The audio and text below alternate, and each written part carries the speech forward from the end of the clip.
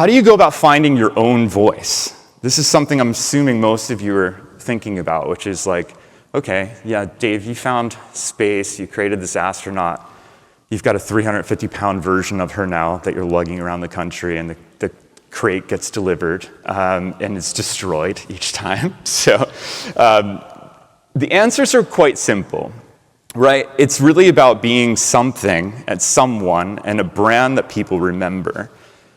How people remember things is tricky, though, right? You don't want to be remembered just for the astronaut, right? That was clear in our minds, that the astronaut was our playful entrance of creating an impression that we are a brand willing to take risks.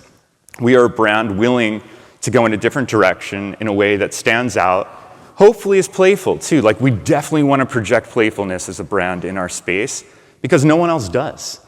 And so when I look at that, and again, saying the bar is low, the bar is hella low, right? Most companies in the space don't do anything creative. It's insane. I could say our platform hosted 50,000 assets over the past year from B2B marketers around the world.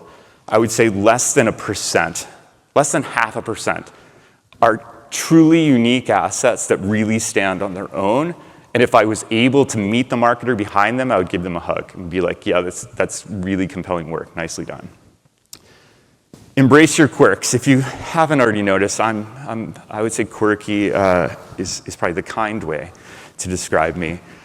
Bit of a hybrid nerd, geek, quirky creature. And I've, over time, just figured, what the hell, I am who I am. Let's lean into this. And that's not on my slides. It was quirky, though. So I've really also surrounded myself with people who are very comfortable in embracing their own quirks, and they're different than mine. And that's great. The idea is to allow that to bleed through, right? And so, again, part of that is allowing that to bleed through so that you can feel our quirks, right? The idea isn't to just be a corporate brand that's boring and bland.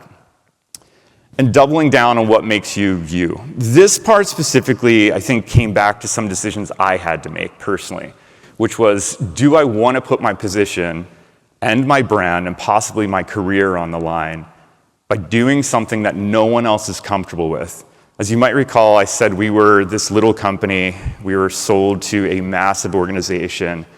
That massive organization's marketing outputs generally act as if they are a massive organization. It's very corporate. It's quite boring. It's full of stock photography and businessmen handshaking, things like that. That was not what we wanted to be. I was in a meeting with the CEO, and I said, he asked me, how is it going? And I was like, I get the sense I'm just going from meeting to meeting to meeting, pissing everybody off. And he's like, looks at me straight in the face, keep doing it. And so that affirmed, really, that yes, I'm making people uncomfortable, but it's the right decision. So you've got to have that personal kind of dialogue with yourself to figure out, are you willing to do that? Is there some kind of special sauce inside your company that has made your executive team uncomfortable sharing, and force your way through that door to actually start sharing that and then inject some playfulness into it? And so, I've shared my story today. So the goal here is that I ideally have provided a one-time snapshot into how one company went on this path of creating resonance and originality and impact around our marketing efforts. And my ask is that you do the same, right? This is a roadmap. It's not the only roadmap.